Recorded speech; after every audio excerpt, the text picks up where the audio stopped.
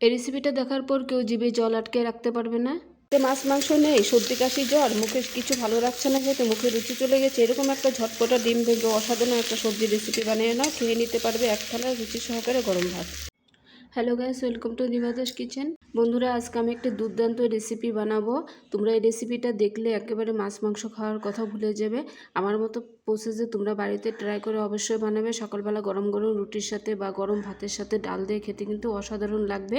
এখানে দিয়েছি কাঁকরোল একটু মোটা মোটা করে লম্বা লম্বা করে কেটে, তারপর দিয়েছি 4 টুকরো করে পটল, আলু, কচু, অনেক কিছু আছে এর মধ্যে। তারপর এর সাথে লাগবে 2টো ডিম। এই ডিম দিয়ে আর এই সবজিটা দিয়ে একটা অসাধারণ এমন একটা রেসিপি বানাবো যে রেসিপিটা তোমরা কোনোদিনও দেখোনি বন্ধু। রেসিপিটার সাথে লাগবে কাঁচা লঙ্কা, তারপর হচ্ছে কয়েক গোটা রসুন, 1 টুকরো আদা, পেঁয়াজ কুচি, এগুলো সব ভালো করে শিলপাটায় বেটে নিব। কড়াইতে তেল দিয়ে তেলটা গরম করে নিয়েছি, 2টো ডিম ভেঙে নিয়েছি। এবার ডিমটাকে ভেজে তুলে নিব। দিয়ে দিচ্ছি একটু নুন। ডিমটাকে ব্রাউন কালার করে ভেজে নিব। দেখো বন্ধুরা, ডিমটাকে ব্রাউন কালার করে ভেজে নিয়েছি। এগুলো নামিয়ে কড়াইতে আবার তেল দিয়ে তেলটাকে আগুন গরম করে নিয়েছি। এবার ফোড়ন দিয়ে দিচ্ছে কালো জিরে, 2টো শুকনো লঙ্কা, তেজপাতা। ফোড়নটা একটু ভেজে নিয়েছি। এবার সব সবজিগুলো দিয়ে দিচ্ছি। স্বাদ অনুযায়ী নুন। তাকে সবজির সাথে নেওয়ার জন্য 5 মিনিটের মতো ঢেকে রাখছি। 5 মিনিট হয়ে গেছে, ঢাকনাটা তুলে দিয়েছি। সবজিগুলো হালকা হালকা সেদ্ধ হয়ে গেছে, পুরোপুরিভাবে সিদ্ধ করিনি, একটু শক্ত শক্ত রেখেছি।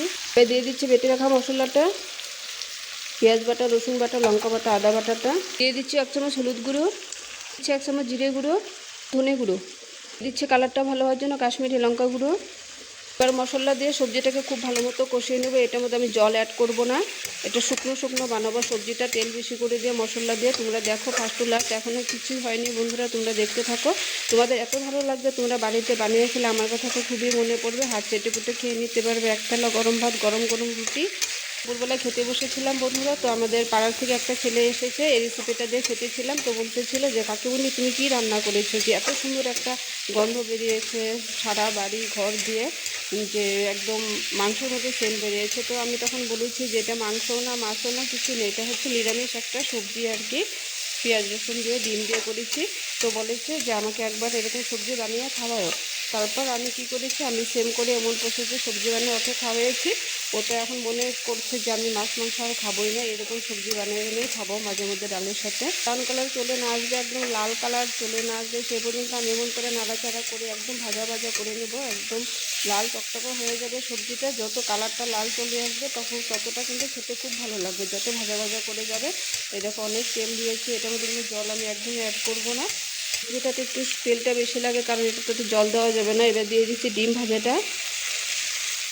তোমরা একটাবার বানিয়ে তোমরা এমন করে খেয়ে দেখো, কম সময়ের মধ্যে খুব সুন্দর একটা রেসিপি হয়ে যায়। এটার মধ্যে দিয়েছি মূলো, আলু, পটল, কাঁকরোল, কচু, তোমরা যে যেমন সবজি দিতে চাও সেরকম সবজি দিতে পারো। এটার মধ্যে পুঁইয়ের ডুকা পাতা দিলে আরও বেশি খেতে ভালো লাগে পুঁই শাকের। তেমন করে ভাজতে ভাজতে অনেক টাইমকে কমিয়ে আস্তে আস্তে এমন করে আমি ব্রাউন কালার করে ভেজে নেব।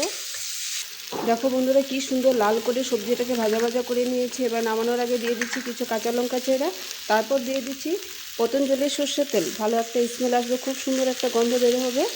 এবার একটু হালকা করে নাড়াচাড়া করে দিচ্ছি। তোমরা এটাতে পারলে ধনেপাতাও অ্যাড করে দিতে পারো, আজকে আমার ঘরে ধনেপাতা নয় তাই আমি দিতে পারছি না।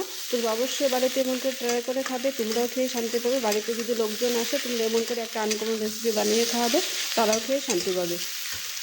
অনেক অনেক ধন্যবাদ।